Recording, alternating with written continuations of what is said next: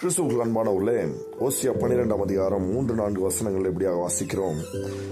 யாக்கோபு தன் பலத்தினாலே தேவனோட போராடினான், அவன் தூதனானவரோட போராடி மேற்கொண்டான், அழுது அவரை நோக்கி கெஞ்சினான் என்று சொல்லி நாம் பார்க்கிறோம். பிரியமானவர்களே, நம்முடைய வாழ்க்கையில ஒரு முக்கியமான ஒரு காரியத்தை இந்த இடத்துல யாக்கோபின் மூலமாக நாம் கற்றுக்கொள்கிறோம். அது என்ன?